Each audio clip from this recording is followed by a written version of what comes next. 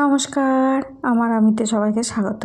এখন আমি আজ যাচ্ছি বরযাত্রী, যেটা বহু বছর পর যাচ্ছি। লাস্ট কবে গেছিলাম আমার মনে নেই। বরযাত্রী যাই হোক, এটা হচ্ছে আমাদের বাড়ির খুব কাছেই। তাই সাজুগুজু রেডি হয়ে টোটো করেই চলে গেছিলাম। মম এসেছিলো অবশ্য, মম সৈকত ছিল, দিয়ে আমরা চলে গেছিলাম। বিয়ে টিয়ে কিছু দেখে তারপরে আমরা চলে গেলাম স্টার্টারের ওখানে। বেশ ভ্যারাইটিস আয়োজন ছিল। প্রথমেই ছিল কাবাব, চিকেন কাবাব ছিল, পনির কাবাব ছিল। তো আমি পনির কাবাব খাইনি, চিকেন কাবাবটা ফার্স্টে নিয়ে নিয়েছিলাম। বেশ টেস্টি ছিল। চিনুক, আমি আর মম খেলাম, সৈকতও খায়নি, রিঙ্কুদিও খায়নি।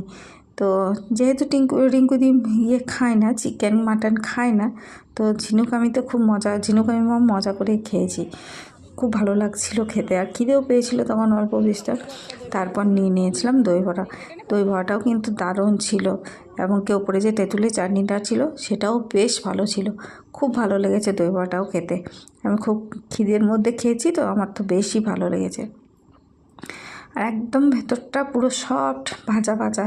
তারপর আর একটা কর্নার ছিল জিলিপি অমৃতি কর্নার, যেটা সঙ্গে সঙ্গে ভাত ছিল আর সার্ভ করছিল। তো একদম গরম গরম ছিল, আর খুব কম আছে ভাত ছিল। আমি যেটা লক্ষ্য করলাম, খুব কম আছে ভাত ছিল, আঁচ কিন্তু একদম হাই ছিল না। তো তারপরে পাশে একদম রস বানানো ছিল, রসটাও ছিল গরম মনে হয়। তো সেই গরম রস থেকে তুলে একটু করে রাবড়ি দিয়ে সেটাকে সার্ভ করছিল। তো এটাও ছিল বেশ সুন্দর মিষ্টি। আমি এটা খাবো ভেবেই ছিলাম, কারণ অনেক জায়গায় ভিডিও দেখছি এখন এটা খুব চলছে।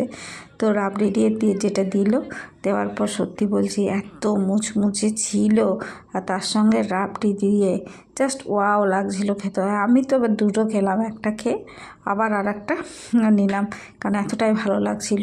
আর কি মুচমুচে গরম, এরকম সুন্দর সত্যি আমি কখনো খাইনি। খুব ভালো লেগেছে এটা।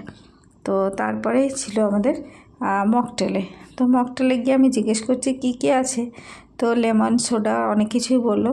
তো আমি একটা লেমন জুস নিলাম, যে লেমন দিয়ে মকটেল, কিন্তু আমার এটা একদম পছন্দ হয়নি, একদম বাজে ছিল, ভালোই লাগেনি আমার খেতে। তাও একটু খেলাম, দিয়ে আর খেলাম না। বাড়ি হলে ওটা পুরোটাই খেয়ে নিতাম, কিন্তু পেট বেশ ভরেই ছিল, আর খেতে ভালো লাগছিল না বলে আমি আর খাইনি।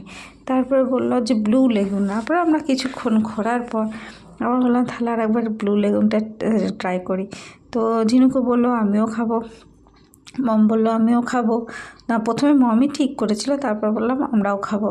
যাই হোক, আমরা তারপরে ব্লু লেগুনটা নিয়ে নিলাম তিনজনা মিলে, আবার খেয়েও নিলাম। সত্যি এটা কিন্তু খুব ভালো ছিল। তো খাওয়ার